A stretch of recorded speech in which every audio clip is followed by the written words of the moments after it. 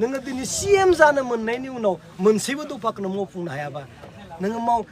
MLA MP जानो मोनाबाथ' हाग्रामानि मुसुखा सावसिगोन नङा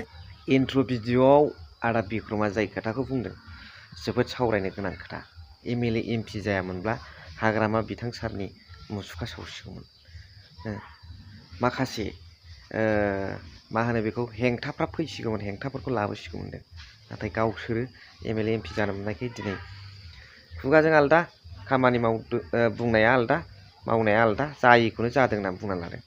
टारगेटआ सोरखौ होनहरदों बिक्रम दैमारि आदाया बेनि सोमोन्दै दिनै मोजाङै सावरायगोन लोगोसे दिनैनि समाव प्रमद बर' सारा नोगोद थगायहैबाय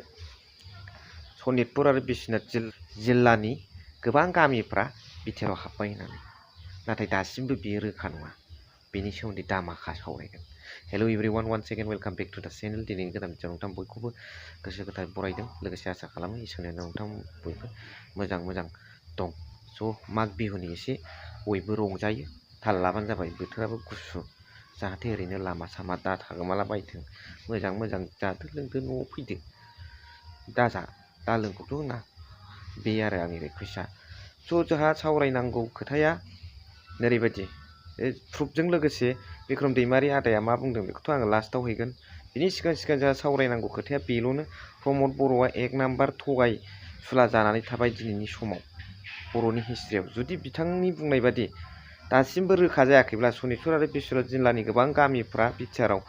हाबनाया रोखा जायाखैबा नाथाय बिरोधि दलनि खोथा नङा बिक्रम दैमारि आदामोना सासे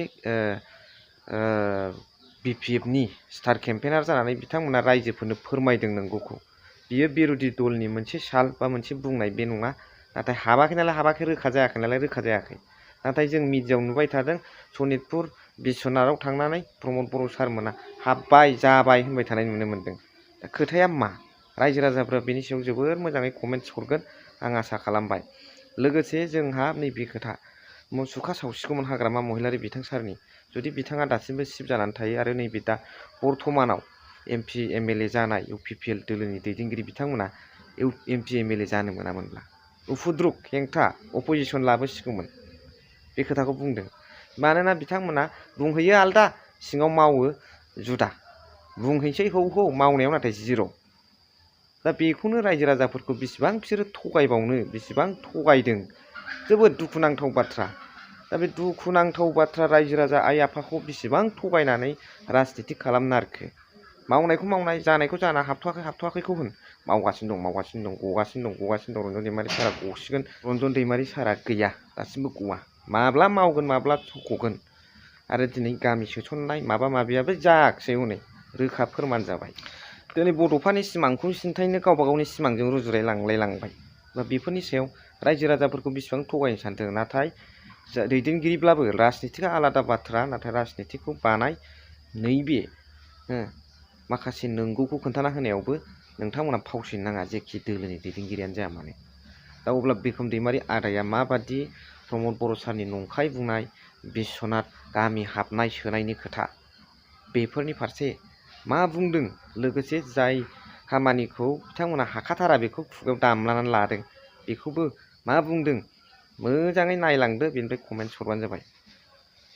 स' अब्ला बिक्रम दैमारि आदा बुंनायखौ नायलांदो बेखौ इंलिसाव मोनसे बाथ्रायाव बुङो दिनै लेखा गोरोंफोरा मिथिगोन बेखौ बुङो क्राइसिस अफ लिडारशिप मिथिबाय crisis of leadership you cannot rule the nation नोङो खुनु जाथिखौ नोङो दैदेननो हाया नोङो नेतृत्व होनो हाया बेखौनो बुंदों U kennel not rule the nation crisis of leadership नों MLA जानो मोनबाय MP जानो मोनबाय मिनिस्टार जानो मोनबाय नोङो दिनै CM जानो मोननायनि उनाव मोनसेबो दफाखौनो मावफुंनो हायाबा नोङो MLA MP जानो मोनाबाथ' हाग्रामानि मुसुखा सावसिगोन नङा सावसिगोनब्रा दा नों सोरनिखौ सावनो नों खुगाजोंल' सानजा ओइ सनितपुरफोराव थांनानै स्कुल कलेज हाबबाय दिनै सिमाया बारिबाय होनबा जाबाय होनबा बारिदों होनबा बिनिखायनो बुंदों दा दिनै जों बेफोरखौनो मोजां गाज्रि जोङो दिनै सावरायगोन थेंक इउ स' भिडिअखौ एसेखिनियावनो फोजोबबाय थेंक इउसै कमेन्ट्स हरगोन आसा खालामबाय थेंक इउ फर वाचिं लाभ इउ